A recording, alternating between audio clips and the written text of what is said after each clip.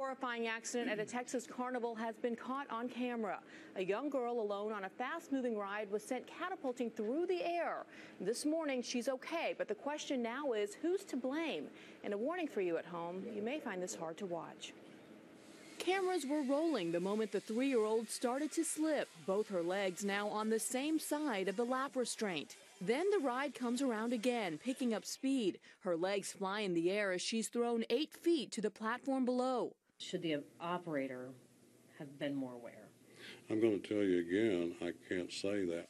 At first, carnival officials claimed she had climbed out on her own. This video proves otherwise. Now officials say she was simply too young to ride without an adult. This was a 3-year-old without an adult. And we said she came under the bar, she came under the lap restraint. The girl did meet the ride's height restriction. That restriction is now being changed. We're now telling our ride operator on this ride, if it is someone that's between 42 and 48 inches tall, let's be sure the other person is an adult. Terrifying video to watch. Now, the 3-year-old girl suffered a concussion but is recovering well this morning. And in the wake of this near tragedy, one Texas lawmaker is now renewing his call for tighter regulation of carnival rides.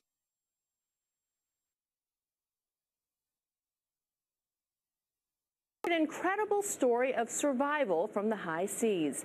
A fishing boat sank after running into a freak wave off New Zealand. Sadly, 8 people drowned, but the one survivor held on to a large floating gas can, treading water for 16 hours, even naming the can Wilson, the name of Tom Hanks' soccer ball in the film Castaway.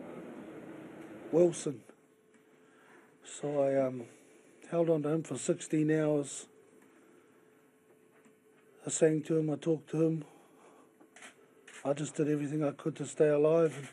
Listen to this. He spent a total of 18 hours in the cold water, but says he was determined to survive so he could see his wife and sons again. But yeah, he talked to the ball. Wilson, I mean, you just think of the inspiration this guy is.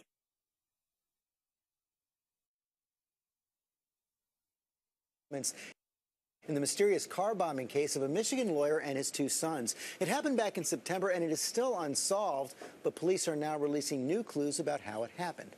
ABC's Lindsay Davis is tracking the story. She's here with the new details. Good morning, Lindsay. Good morning, George. Some chilling new details, and special agents have also created a profile of the person who they think is behind this violent crime. They say this is someone who is very knowledgeable about electronics and metalworking, someone who was willing to kill innocent children, and the kind of person who uses the motto, I don't get mad, I get even. Look at these dramatic pictures of this car bombing. Trapped inside, a father and his 2 young sons. My son grew up with 2 kids. I've got 2 significant leg injuries that are chewed up pretty good. They are bleeding. I need someone here now.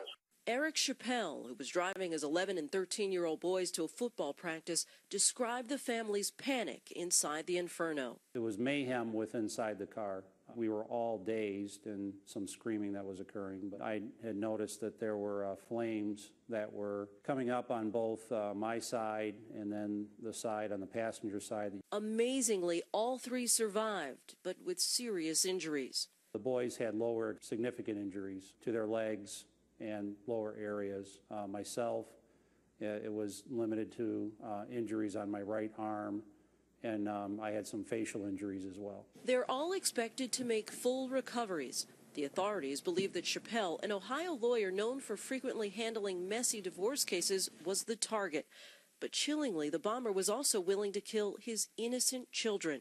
Police now say the car bomb that reduced the family Volvo to this was constructed using parts from toy cars with a remote-controlled detonator. It would require some proximity in order to detonate it.